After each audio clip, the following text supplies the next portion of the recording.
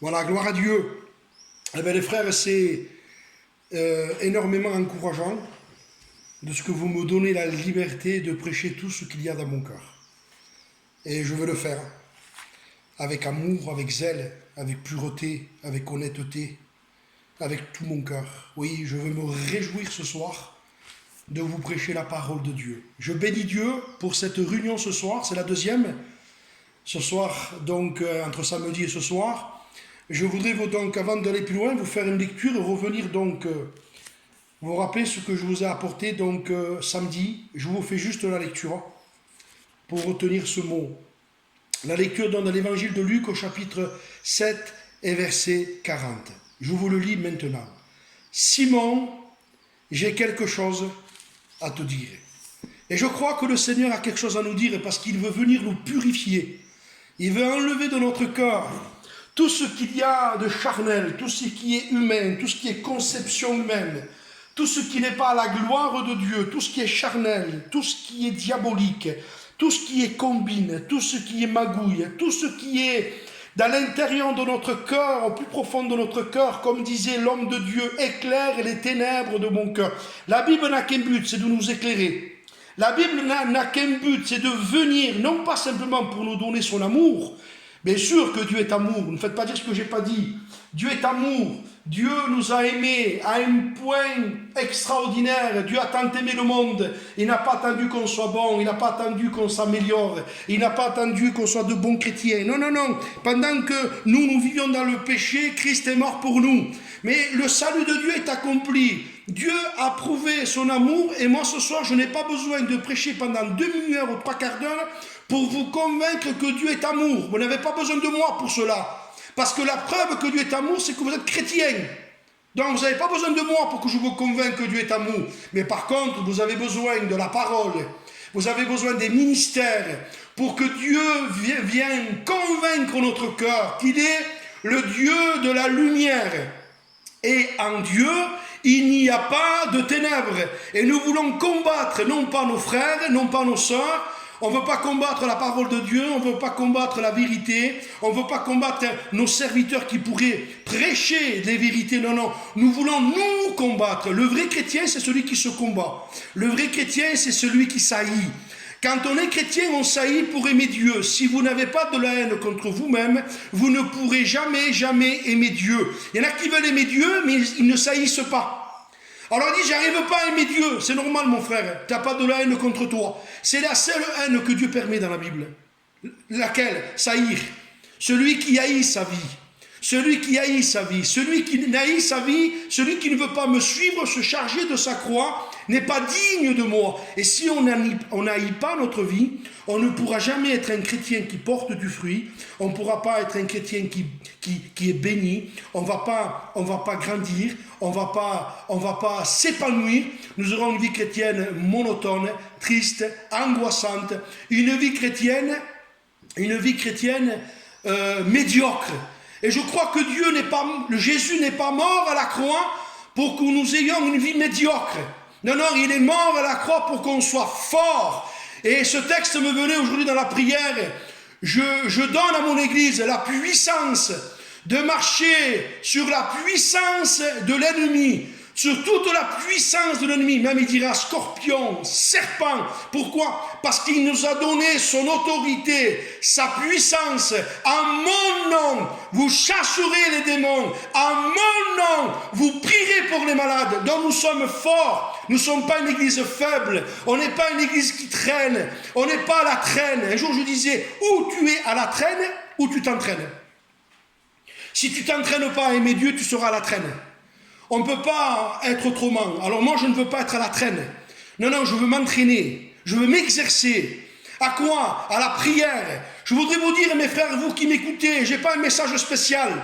Mais j'ai un Dieu spécial qui veut communiquer au cœur de son peuple. Il faut, pour ne pas tomber, être spirituel et avoir une vie de prière. Simon, j'ai quelque chose à te dire. Et je vous promets que quand Jésus a quelque chose à nous dire, il ne va pas nous raconter n'importe quoi. Il ne va pas nous raconter des blagues. Il ne va pas essayer de camoufler, de cacher. Il ne va pas essayer de nous vendre un tapis. Il ne va pas essayer de nous parler, vous savez, pour essayer. Non, non, non. Jésus est plein d'amour. Il est plein de lumière. Il est dit dans la Bible, Jésus l'aima et lui dit. Et l'amour de Dieu, c'est qu'il veut nous affranchir. Vous entendrez la vérité et la vérité vous affranchira. Je rappelle dernièrement que l'Église, aujourd'hui, elle est symbolisée par le sel. C'est écrit dans la parole de Dieu, dans l'évangile de Marc, si ma mémoire est bonne. Jésus disait, le sel est une bonne chose, mais si le sel devient sans saveur, que c'est triste quand vous voyez le salière. Vous prenez, par exemple, vous allez dans un restaurant, vous voyez la salière, et vous mangez votre bout de viande, et vous prenez donc la petite salière pour pouvoir saler votre bout de viande, et vous voyez que le sel n'a plus de saveur, il n'est plus efficace. Alors vous salez, vous en mettez beaucoup. Vous avez remarqué, quand on met beaucoup, quand on fait des choses beaucoup, c'est la preuve que ce n'est pas efficace. Avec un peu de sel, un très bon sel, avec un peu de sel, il sale. Et Jésus disait, si le chrétien, le peuple, l'Église devient sans saveur, c'est une angoisse, mes frères, d'être un chrétien, d'être un serviteur et de ne plus avoir de saveur. De ne plus avoir d'onction, de prier, mais il n'y a pas l'onction. Je prêche, il n'y a pas l'onction. Je rappelais à mon fils cet après-midi, nous avons prié sur le site avec les frères pendant plus de 2 heures. J'étais à genoux avec mon fils. On était là avec les frères avec Pacha et les anciens, on priait. Et je disais à mon fils, si tu n'es pas un homme de prière, tu n'auras jamais l'onction. Tu auras la connaissance, mais tu n'auras pas d'onction. L'onction vient par rapport à l'obéissance que tu as au Seigneur. L'onction vient à l'obéissance, elle vient à la prière. Et l'onction, c'est Dieu qui la donne. Et pour avoir l'onction, il faut avoir de la communion.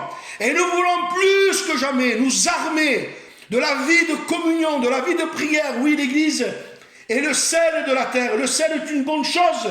Mais si le sel devient sans saveur, avec quoi allez-vous l'assaisonner? Et j'ai aimé ça parce que l'Église, vous savez, disait un jour mon ancien, l'Église aujourd'hui est devenue l'Église sucrée. Elle n'est plus l'Église salée. Vous avez remarqué que le sucre, c'est quelque chose qui nous attire. Surtout moi, je parle de moi. Moi, si demain vous me mettez devant une boulangerie, les meilleurs gâteaux, par exemple, de France, et un des meilleurs restaurants gastronomiques français, j'aime beaucoup la nourriture, bien sûr, mais je vais pencher vers les gâteaux. Pourquoi? Parce que j'aime le sucre. Mon corps est attiré par le sucre. Pourquoi? Parce que nous sommes, en plus de temps qu'on vit aujourd'hui, tout est sucré. Vous avez remarqué, aujourd'hui, il y a des gens qui n'arrivent pas même pas à se passer de coca, parce que le corps est habitué au sucre. Mais je voudrais vous dire que l'Église n'est pas l'Église sucrée. Le sucre, vous ne pouvez rien faire avec. Vous ne pourrez jamais rien faire avec le sucre.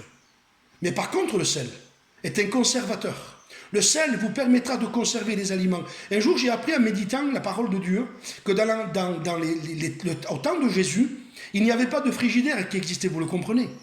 Il n'y avait pas de frigidaire, donc on ne pouvait pas conserver les aliments. On ne pouvait pas conserver les aliments frais, les bouteilles d'eau fraîche. Alors qu'est-ce qu'on faisait pour que les aliments, avec le respect que je vous donne, ne pourrissent pas? On mettait les aliments et on les mettait plein de sel. Parce que le sel est un conservateur. Le sel conserve, il préserve le sel. Il empêche, si vous voulez mieux, la détérioration. Il empêche la corruption. Et l'Église, c'est le sel. Le sel qui empêche la détérioration. L'Église est le sel qui empêche la si vous voulez, la saleté, pardonnez-moi, le sel empêche la pourriture. Et aujourd'hui, mes frères, nous devons être une Église salée, une Église de l'Esprit, pour que la pourriture ne rentre pas dans notre cœur et surtout ne rentre pas dans nos églises. Parce que Dieu est un Dieu saint. Dieu est un Dieu pur. Oui, Jésus disait cette parole, vous êtes le sel de la terre. Et j'ai remarqué que le sel, vous pouvez faire beaucoup de choses avec le sel. Avec le sel, vous pouvez faire, bien sûr, je l'ai appris les frères, je n'ai pas une révélation de l'esprit. Je ne vais pas vous dire Dieu m'a dit. Et non, je l'ai lu, je l'ai appris. J'ai appris que le sel, avec le sel, on peut faire du plastique. Avec le sucre, vous ne pourrez jamais rien faire. Si, vous pouvez faire une crêpe au Nutella. C'est tout ce qui va vous faire du mal. Mais par contre, avec le sel, vous pouvez faire du plastique. Avec le sel, vous pouvez faire du papier. Avec le sel, vous pouvez faire des verres, du polyester, du caoutchouc. Avec le sel, vous pouvez faire de l'eau de Javel. Avec le sel, vous pouvez faire du savon pour pouvoir vous laver. Avec le sel, on peut faire du détergent, des colorants. Avec le sel, vous faites des choses terribles. Par contre, avec le sucre, vous ne faites rien de bon. Si ce n'est que de grossir, d'avoir du diabète. Donc aujourd'hui, les églises sont malades.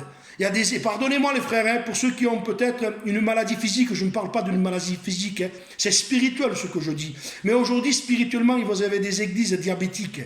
Elles sont grosses, et d'ailleurs un texte me vient, Israël, tu es devenu gras et replé, c'est-à-dire tu as grossi, tu es plein de diabète, mais tu n'es pas une église salée. Et vous avez remarqué, le sel donne soif.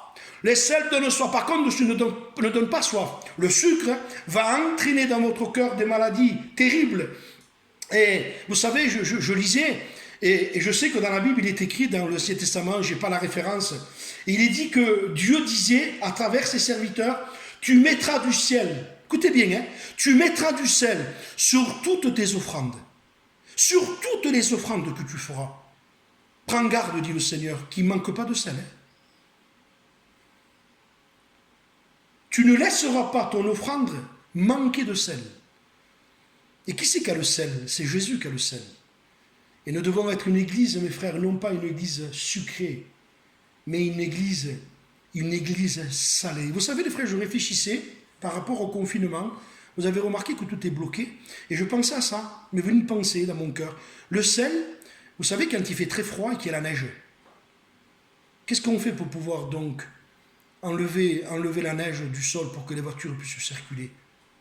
Eh bien, on jette du sel. Vous ne verrez jamais les gens de la mairie qui travaillent jeter du sucre. C'est du sel qu'ils jettent. Parce que le sel va permettre donc à la glace de pouvoir... Le sel mange la glace. Il y en a qui disent, je me sens froid. J'arrive pas parce que tu manques de sel. Si tu mets du sel, le sel va manger la glace. Et tu vas devenir une route libre où le Saint-Esprit va pouvoir circuler.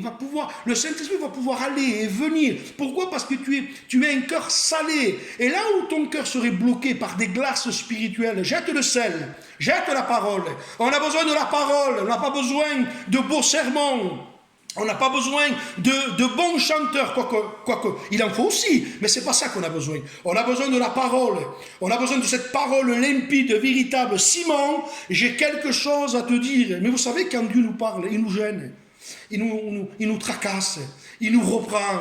J'aimais ce texte dans l'évangile de Luc, que Jésus, quand il naissait, si ma mémoire, c'était un homme, je ne me souviens plus, évangile de Luc, chapitre 1 ou chapitre 2, je crois, il dit, cet enfant...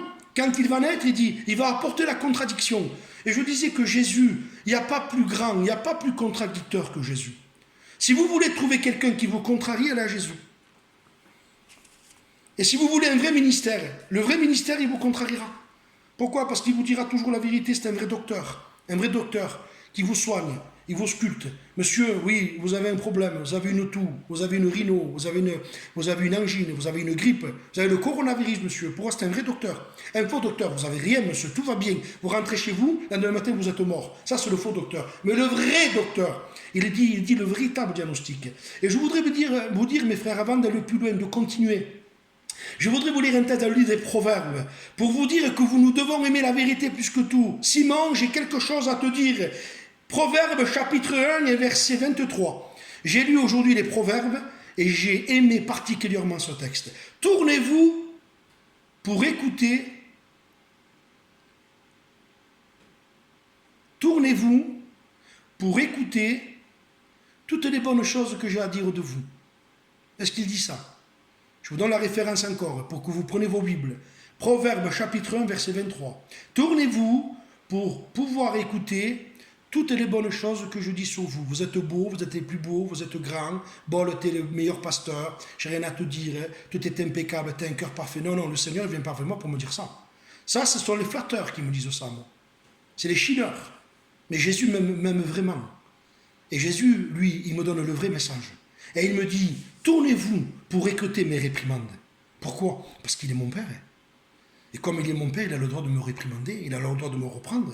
Et voici, il dit, si vous acceptez mes réprimandes, je répandrai sur vous mon esprit. Vous savez pourquoi des fois on n'a pas une vie de l'esprit, on n'a pas l'esprit?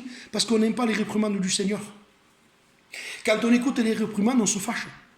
Quand on écoute que le Seigneur nous reprend, on n'est pas content. Alors il dit, si vous écoutez mes réprimandes, je répandrai sur vous mon esprit et je vous ferai connaître mes paroles. Et c'est ça que Dieu veut. Il veut nous faire connaître ses paroles. Et je voudrais dire ce soir, en continuant, par contre j'ai mon papier, c'est le texte ce soir que j'ai préparé pour vous. Simon, j'ai quelque chose à vous dire. Je vous lis le psaume 119 et verset 133. Affermis mes pas dans ta parole, Seigneur. Parce que les frères, si on n'est pas affermis, on ne va pas tenir. On a besoin de s'affermir dans les choses de Dieu. Qu'est-ce qu'il faut faire pour s'affermir? Lire et prier. Lire, prier, prier, lire, jeûner, lire, prier, jeûner. Un jour, on a posé une question à un homme de Dieu. Il a dit, pasteur, vous pouvez me dire en 3 mots, qu'est-ce qu'il faut faire pour être un homme de Dieu? Cet homme l'a regardé, il a dit, prie, prie et prie. Voilà. Mais il n'y a pas autre chose. Et ce pasteur dit, il n'y a pas autre chose. Tu m'as dit 3 paroles pour que tu sois spirituel. Oui, pasteur. Prie, prie et prie.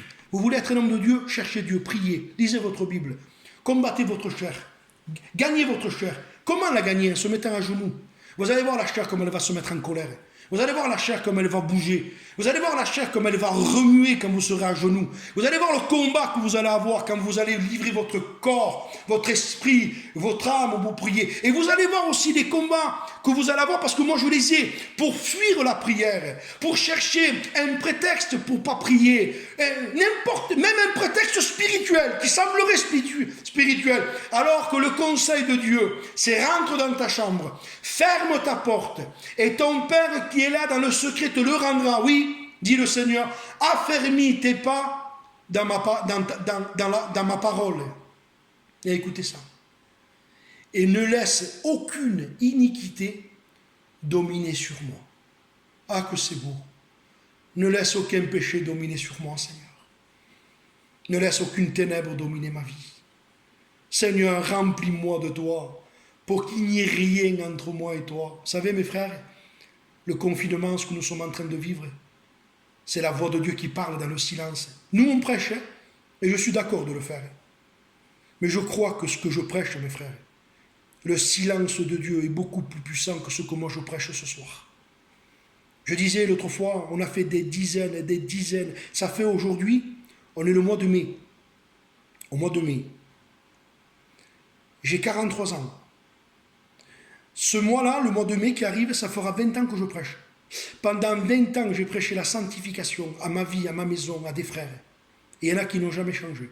Le Seigneur, en 2 mois, coronavirus, en 2 mois, ce que nous, on a fait en 20 ans, 30 ans de prédication, il n'y a eu aucun résultat. En 2 mois, le silence de Dieu, la colère de Dieu, des gens se sont repentis de leurs péchés sans qu'ils prêchent. Parce que le silence de Dieu est beaucoup plus puissant. Parce que quand Dieu se lève, mes frères, quand on n'écoute pas Dieu, quand on ne se... Je voudrais m'adresser aux chrétiens qui m'écoutent ce soir. Je ne sais pas pourquoi je dis ça. Soyez soumis à vos pasteurs. Écoutez vos pasteurs. Ne prenez pas la place de vos pasteurs. Soyez humbles. Soyez des brebis. Mettez-vous derrière vos pasteurs. Laissez gérer. Même si quelque chose que tu ne comprends pas, ne prends pas de colère. Ne critique pas tes pasteurs. Fais attention de ne pas faire l'œuvre du diable. Fais attention que si tu n'es pas rempli du Saint-Esprit, tu seras rempli de chair. Donc, j'en déduis, rempli de chair, rempli de ténèbres, rempli de mauvais esprits après. Parce que quand on s'ouvre au péché, à la méchanceté, après c'est des mauvais esprits qui viennent. Saül, il a tellement joué, il était tellement méchant, il voulait tellement faire du mal à David, qu'après c'est un mauvais esprit qui est venu. Et il s'est retrouvé possédé après. Vous comprenez? Donc, ni la harpe, ni les chants spirituels, ni aucun message, vous ne pouvez rien faire. Vous comprenez? Donc, il faut avoir la crainte de Dieu. Et en lisant le livre des Proverbes aujourd'hui, je reviens à ce mot m'a touché. Je reviens au mot, ne bougez pas. Attendez, je tourne la Bible. Quel mot, Seigneur? Qu'est-ce qui m'a touché, ce mot? Au chapitre que je vous ai dit, le verset maintenant 29. Écoutez, ils n'ont pas haï la science. Et c'est ça que j'ai aimé. Ils n'ont pas choisi la crainte de l'Éternel. Ça veut dire que c'est un choix à prendre. Je choisis de craindre Dieu. Je choisis de me soumettre à mes pasteurs. Je choisis de devenir un homme de prière. Ah, pasteur, je veux être un homme de prière, j'y arrive pas. C'est faux, mon frère. C'est parce qu'on ne veut pas. On ne veut pas. On ne veut pas souffrir. On ne veut pas renoncer. On ne veut pas se mettre à genoux. On refuse le combat. Ils n'ont pas choisi la crainte de l'Éternel. Si Dieu le dit, c'est parce qu'il sait qu'on peut choisir. Et l'homme de Dieu pousse un cri dans le psaume. Ne laisse aucune nulle iniquité dominait sur moi, Seigneur. Affermis mes pas dans ta parole. Alors comment? Et j'ai ce texte qui est dans mon cœur depuis quelques jours. Livre des Juges, chapitre 8, verset 22. Les hommes d'Israël dirent à Gédéon, domine sur nous. Ben oui. Vous avez remarqué que parfois on voudrait bien qu'un pasteur domine notre vie. Oui, parce que si un pasteur domine sur nous, c'est plus facile. Parce qu'il domine dans la chair. Et Gédéon, rempli de Dieu, répond, non, non, je ne dominerai pas sur vous. Ni moi, ni mes fils qui domineront sur vous. C'est l'Éternel qui dominera sur vous. Non, non, ce n'est pas moi, dit Gédéon, ce n'est pas ni un pasteur, ni une église. Non, non, ce n'est pas moi qui dominera sur vous. C'est l'Éternel qui doit dominer sur vous. Simon, j'ai quelque chose à te dire. Il faut que tu me laisses dominer ta vie. Il faut que tu me laisses régner dans ton cœur. Simon, il faut que tu deviennes l'homme de prière, l'homme spirituel. Il faut que tu deviennes, vous savez, cet homme de Dieu que j'ai aimé. J'ai aimé l'homme de Dieu en faisant les lectures quotidiennes dans la semaine. Cet homme de Dieu qu'on appelle Jotham. Dans le livre des Juges au chapitre 9, Jotham qui fut informé du complot qu'il y avait, j'ai aimé ça, il se plaça sur la montagne. Amen. Et je disais, Seigneur, l'Esprit me disait, Bol, sois ce Jotham. Place-toi sur la montagne. Frère, il y a un appel aujourd'hui à l'église de Jésus, aux serviteurs. Nous devons monter sur la montagne de l'Éternel. Il faut se placer sur la montagne de l'Éternel. Parce que si vous êtes en bas, vous serez avec Abimelech, avec les méchants, avec le peuple qui a choisi, qui a fait un mauvais choix. Au lieu de choisir un serviteur de Dieu, ils ont fait même un choix, ils ont choisi un buisson d'épines. Mais si vous êtes sur la montagne, comme Jotham, vous serez gardé, préservé, vous serez gardé des manigances, vous serez gardé de la compagnie qui n'est pas spirituelle. Vous savez, j'ai pas peur de le dire ce soir, parce que c'est Paul qui le dit. Paul disait, dans un de ses évangiles, c'était les 8 périls de l'apôtre Paul. Il y en a un qui dit, j'ai été en péril parmi les faux frères. Paul, il le dit parce que c'est son expérience. Paul n'était pas en péril que par le diable et les démons qui voulaient l'arrêter, mais il était en péril aussi par des faux frères. Qu'est-ce que c'est un faux frère? C'est quelqu'un qui veut faire le frère, mais qui n'est pas frère, il est faux. Il veut faire le spirituel, mais c'est pas vrai. Il n'a que de l'apparence. Et j'aimais ce que disait votre serviteur après, Samuel, je crois. Il parlait de l'apparence. Ou un chrétien a prié comme ça. Oui, l'apparence. Nous sommes dans un temps où nous sommes remplis d'apparence. Remplis. C'est l'apparence. C'est le moi qui règne. Moi, ma connaissance, mon intelligence. Mais vous savez ce que veut Jésus? Il veut que le moi soit crucifié à la chair. Ce n'est plus moi qui vis, disait Paul. Ce n'est plus moi. Moi. Comment, Paul? Ce n'est plus moi. Tu sais le moi. M-O-I. Vous savez ce que j'en ai déduit? Moi, M-O-I. Donc moi, j'ai traduit par M, malin. O, offensif. I, ça m'échappe, ça me vient, je ne vous l'ai pas écrit. M, malin. O, offensif. I, injuste. Quand le moi règne, on est malin, offensif, on veut se disputer, et on est injuste. C'est le moi. Mais Paul dit, ce moi-là, dit Paul, j'ai été crucifié avec Christ, et ce n'est plus moi qui vis. C'est quoi alors, Paul? C'est plus moi qui vis, dit. C'est Christ qui vit en moi. Vous savez ce que dit Paul dans Éphésiens chapitre 4 verset 1? Moi, écoutez bien ce qu'il dit. Je m'adresse au pasteur maintenant. Je vous exhorte, moi, alors attendez, le mot m'échappe. Je vous exhorte, moi, ça y est, je l'ai, j'ai pas besoin de le chercher. Je vous exhorte, moi, le prisonnier de Christ. C'est-à-dire que pour exhorter l'Église, il faut être prisonnier de Jésus. Si votre moi n'est pas prisonnier de Jésus, on ne peut pas exhorter. Si nous exhortons sans être prisonniers de Jésus, on va faire un massacre. On ne sera pas crédible. On prêchera des choses qu'on ne vit pas. Par contre, Paul disait, je vous exhorte moi, Le prisonnier de Jésus. Ça veut dire moi, dit Paul, j'ai emprisonné le moi dans une prison. Cette prison, c'est Jésus. Et comme il dit, je vous exhorte, moi, le prisonnier de Christ, je vous exhorte à marcher avec douceur, avec amour, vous efforçant. Pourquoi il dit ça? Avec amour, avec douceur, avec patience, vous efforçant de conserver l'unité de l'esprit par les liens de la paix. Mais pourquoi? Parce qu'il n'y a que le moi il n'y a que l'homme spirituel qui peut vivre ça. Si vous êtes avec le moi, vous vivez avec le moi. Simon, j'ai quelque chose à te dire. Quoi? Tu as trop de moi. Et comme tu as trop de moi, tu ne peux pas marcher avec patience, tu ne peux pas marcher avec amour, tu ne peux pas marcher en pardonnant tes frères, tu ne peux pas t'efforcer même à conserver l'unité de l'esprit par les liens de la paix. Parce que au lieu que ce soit Christ qui vive dans le moi, c'est toi qui vis en toi. Alors tu es esclave de toi. Ne laisse, Seigneur, aucune iniquité dominer sur moi. La plus grande iniquité, le plus grand péché de l'être humain, c'est quand il se fait lui-même Dieu. Je voudrais vous dire, il est dit dans l'évangile, dans le livre des juges. En ce temps-là, vous trouverez beaucoup ce texte. Je ne sais pas, je crois, mes frères, quand je l'avais médité jeune, je crois qu'il est écrit 6 fois dans le livre des juges, et peut-être plus, mais je crois que c'est 6 fois. En ce temps-là, il n'y avait pas de roi en Israël. Mais pourtant, on le sait, moi et vous, que le roi d'Israël, c'était Dieu. Qui c'est qui avait libéré Israël? C'est pas l'Éternel, le Dieu Tout-Puissant qui a ouvert la mer? Et pourquoi, dans le texte des juges, il n'y avait pas de roi en Israël? Mais pourtant, le roi, c'était bien Dieu. Oui, mais ils l'ont rejeté. Le livre des juges, c'est le livre de l'apostasie. Le livre des juges, c'est, si vous voulez mieux, c'est les épîtres, si on pourrait parler dans le Nouveau Testament, c'est l'épître de Jude, c'est les épîtres de Paul à Timothée, c'est l'apostasie, c'est l'abandon de la foi. Les juges, c'est l'abandon de la foi, c'est l'abandon du vrai Dieu, et c'est les faux dieux qui règnent. Il n'y avait pas de roi en Israël, chacun faisait ce qui lui semblait bon. Écoutez, il n'y avait pas de roi en Israël, chacun faisait ce qui lui semblait bon. Quand il n'y a pas Dieu qui est roi, tout le monde fait ce qu'il veut. C'est ça le péché. Le péché, c'est quand on fait ce qu'on veut et qu'on ne fait pas ce que Dieu veut. Si je ne fais pas ce que Dieu veut, c'est le péché. Si je fais ce que Dieu veut, c'est la soumission, c'est la victoire, c'est la bénédiction. J'ai quelque chose à te dire, Simon, j'ai quelque chose à te dire. Et vous savez, frère, je voudrais vous dire, je ne voudrais pas trop long non plus parce que je me sens porté. Je suis capable de prêcher jusqu'à minuit. Mais je vais m'arrêter dans un moment.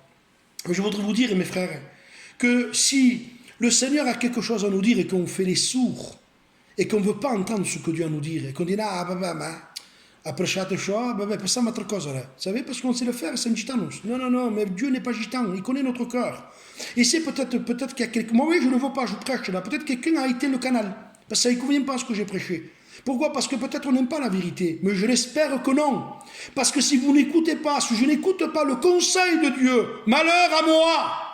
C'est un malheur, mes frères, de s'écouter. La ruine, c'est de s'écouter. J'ai quelque chose à te dire, Simon.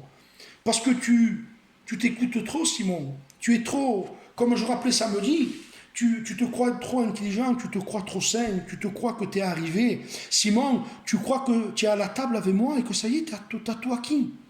Ah, je suis à la table avec Jésus maintenant. Jésus mange avec moi. Ah, quelle communion. Mais Simon, je vais te révéler quelque chose. Tu ne m'aimes pas. Tu es un jugeur, Simon. Tu me juges. Tu es en train de dire si cet homme était prophète. Je voudrais te dire, Simon, si cet homme était prophète, je suis prophète. C'est pas si, non, je le suis.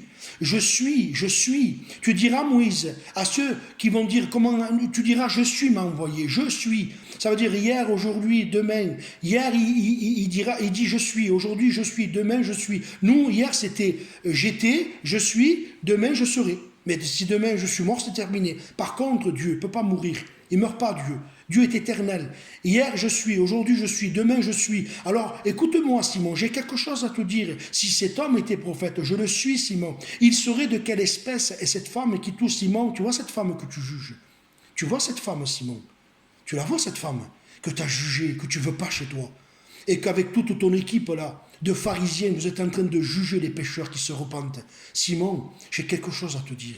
Tu vois cette femme, elle est rentrée, elle s'est mise là, elle n'a pas cessé d'embrasser mes pieds, elle n'a pas cessé de pleurer, elle ne parle pas. Je vous ai rappelé samedi que cette femme ne parle pas. Elle ne dit pas je te loue, je t'adore, je te glorifie. Elle ne prêche pas demi-heure comme moi. Elle ne cite pas des textes. Elle ne dit pas texte. Non, elle ne dit pas tout ça. Elle ne dit pas une parole. Dieu m'est témoin, elle est 10 milliards fois plus grande que moi. J'y arrive pas à la cheville à cette femme. Si on aurait le droit, on n'a pas le droit, j'interdis à la femme de prêcher, dit Paul. Je ne permets pas à la femme d'enseigner. Paul dit ça. Mais si Paul aurait dit je permets à la femme d'enseigner, moi j'aurais signé pour qu'elle prêche. C'est une femme merveilleuse. Elle pleure, elle ne dit pas un mot, elle est brisée. Pourquoi? Parce qu'elle se repent, elle se repent, elle se repent, elle se repent. Je lisais l'évangile de Matthieu aujourd'hui, chapitre 3, verset 1. En ce temps-là, parut Jean-Baptiste.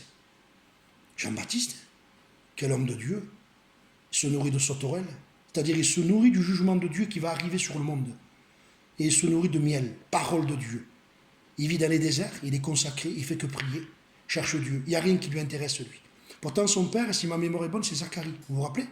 Alors, s'il aurait resté avec Zacharie, il aurait eu tout. La gloire, peut-être, je ne sais pas, mais il aurait eu la gloire peut-être du temple. Tous les honneurs. Il ne veut pas les honneurs, lui. Il ne veut pas la gloire. Il veut Jésus. Il veut Dieu. Il veut Dieu. Il vit dans les déserts. Tout le monde va à lui. Lui, il ne veut personne. Hein. Tout le monde va à lui. Lui, il ne dit pas, venez avec moi. Non, c'est tout le monde qui va à lui. Quand on est un homme de Dieu, les gens viennent à nous. Quand on a l'esprit, les gens viennent à nous. Vous n'avez pas besoin d'appeler les gens viendront à vous. Quand vous êtes rempli de l'esprit, les gens viennent à vous. Et Jean-Baptiste, qui parut, j'aime ce texte, Jean-Baptiste parut, en ce temps-là, parut Jean-Baptiste. Et vous savez ce qui est écrit? Ce grand homme, ce grand monsieur, j'ai dit, il va faire une prédication extraordinaire, lui. Il va prêcher mieux que nous. Voilà ce qu'il dit. Repentez-vous. Repentez-vous. Repentez-vous de votre méchanceté. Repentez-vous, repentez-vous. Le Seigneur me dit à moi, Paul, repens-toi, repens-toi. De quoi? Repens-toi de toi, de tes pensées, ta façon de voir, de tes paroles, de ton comportement. Repens-toi. Sois humilié, sois cassé, sois brisé. Tais-toi, parle plus. Repens-toi, car le royaume de Dieu est proche. Ah frère, c'est Jean-Baptiste, il s'est trompé. Maintenant, évangile de Matthieu, chapitre 4. Par contre, je ne me rappelle pas le verset. 15, 16 ou 17, peu importe. Jésus passe 40 jours de jeûne. 40 jours de jeûne. Moi, si c'est moi, j'aurais prêché toute l'Apocalypse, moi. La Torah, j'aurais prêché Lévitique, Nombre, j'aurais prêché tous les prophètes, 17 prophètes dans la Bible. Jésus jeûne 40 jours. Il part, premier message. Il commence à leur dire, repentez-vous. Repentez-vous. Frères, il faut se repentir. Nous devons nous repentir, les frères. Si tu dis, mais de quoi? Eh bien, rien que de ça que tu dis, de quoi? Repens-toi de ça. Si moi je dis, mais de quoi? De cette parole. De quoi? Il faut que tu te repentisses de ce mot que tu as dit. Repens-toi, mon frère. On a besoin de s'humilier. On a besoin de demander pardon à Dieu. Oui, oui, oui, j'ai quelque chose à te dire, Simon. Je vais terminer, mes frères. J'ai quelque chose à te dire, Simon. Tu vois, Simon, si ton oreille n'est pas ouverte, si tu es ton propre roi, et que tu ne veux pas m'écouter, Simon, tu vas te perdre. Vous savez, dans la Bible, il y a un homme qui était son propre roi. Alors, je vais vous dire qui c'est, mais promis, je vais... Vous savez que son nom veut dire roi du royaume. Roi du royaume. C'est-à-dire que lui, il voulait être roi d'un royaume. Il ne voulait pas que Jésus soit le roi de sa vie. Il voulait gouverner cet homme. Il avait des projets de poste, des projets de place. Cet homme s'appelle Malchus. Malchus, c'est le serviteur du souverain sacrificateur Caïphe. Il est dans le temple. Et il est bien payé. Hein?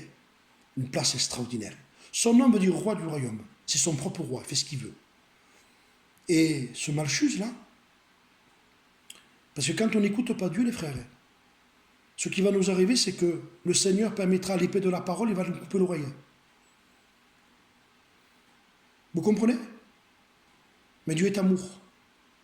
Et ce Malchus a été le guide des Romains. Et le guide de Malchus a été Judas. Donc Malchus suivait Judas, et les Romains suivaient Malchus. Donc je vous donne un conseil, ne suivez pas les hommes.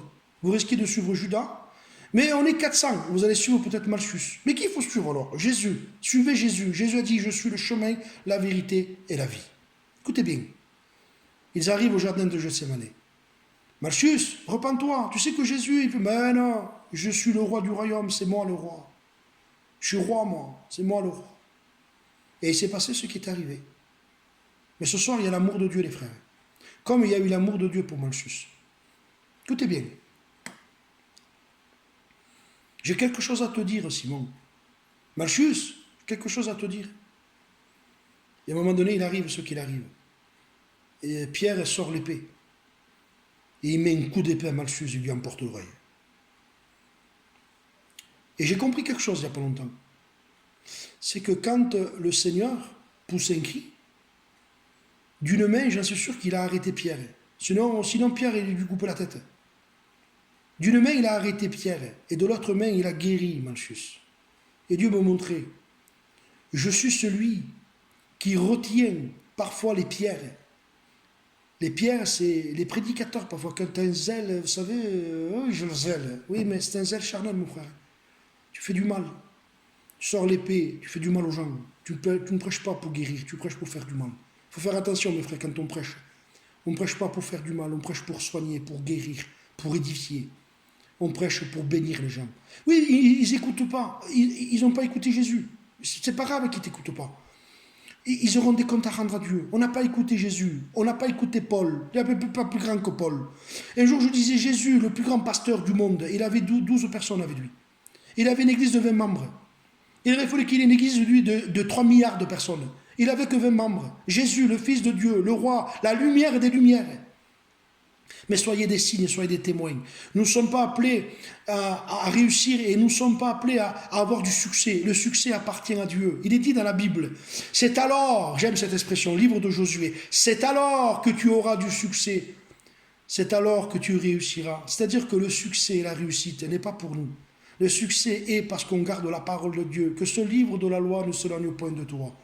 Médite-le jour et nuit afin que tu réussisses dans tes entreprises. C'est alors que tu réussiras. C'est alors que tu auras du succès. Mais pas pour nous, pour la gloire de Dieu. Le succès de Josué, c'était pour tuer les 31 rois, pour que le peuple puisse se répandre parmi le pays que Dieu avait promis à Abraham. Le succès n'est pas pour nous, les frères. J'ai quelque chose à te dire, Simon. Et Pierre sort l'épée. Et Jésus arrête Simon. L'oreille de Malchus est emportée. Et Jésus pose sa main sur lui. Et vous savez ce que j'ai dit l'autre fois quand j'ai prêché? Il y a quelque temps, je parlais sur Malchus. Il est arrivé le moment où Malchus n'entendait plus.